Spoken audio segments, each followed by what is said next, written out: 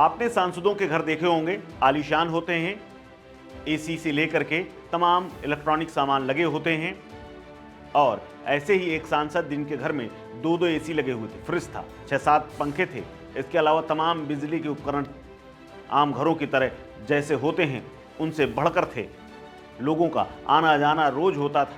क्या ऐसे घर में बिजली का बिल जीरो आ सकता है? लेकिन ऐसा हुआ है संभल में।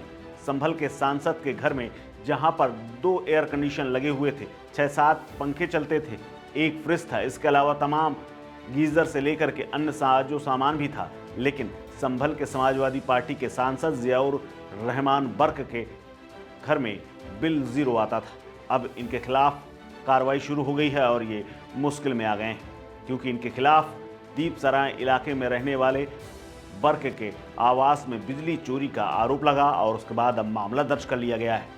देर रात उन पर बाकायदा FIR की गई है और उनके घर की बिजली काट दी गई। बिजली विभाग 1,91,00,000 रुपए का जुर्माना तक ठोक चुका है। पुलिस ने बताया कि उनके पिताजी पर बिजली विभाग द्वारा घर का निरीक्षण के दौरान सरकारी अधिकारियों को धमकाने के मामले में भी मुकदमा दर्ज किया गया है। सांसद के खिलाफ बिजली अधिनियम 2003 की धारा 135 बिजली की चोरी या बिजली का अनाधिकृत उपयोग करने का मामला दर्ज किया गया है।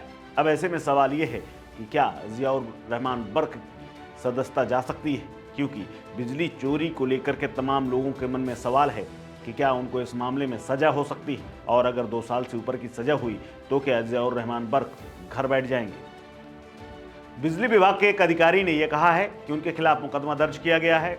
दरअसल उन्होंने कहा कि बिजली मीटर की जांच के दौरान कई चीजें स्पष्ट हुई हैं। दरअसल मीटर में छेड़छाड़ करके बिजली चोरी की गई, इसके सबूत मिले हैं। बिजली विभाग ने इलाके में सुरक्षा बलों की तैनाती के बाद बर्क के आवास की तलाशी शुरू की और उनके घर में बिजली के क्या क्या उपकरण जल रहे हैं, कितना उपयोग हो रहा है, इसके बारे में देखा गया। तब ये मामला सामने आया है। आपको बता दें, संभल में हुई हिंसा के बाद बर्क के ऊपर एक और मुकदमा दर्ज हुआ था, जिसमें उनका भड़काऊ बयान शामिल था। उनके खिलाफ पुलिस ने 24 नवंबर को हुई हिंसा के सिलसिले में मुकदमा दर्ज किया था और शहर के कोट गरवी में अदालत के आदेश पर मुगलकालीन शाही जामा मस्जिद के निरीक्षण के दौरान और विरोध करने के बाद पुलिस कर्मियों के साथ जो झड़प हुई थी, उस मामले में 4 लोगों की मौत भी हुई थी। हालांकि बर्क ने इलाहाबाद हाई कोर्ट में एक रिट याचिका करके अपनी गिरफ्तारी पर रोक लगाने और अपने खिलाफ की गई रिपोर्ट को रद्द करने की मांग की है।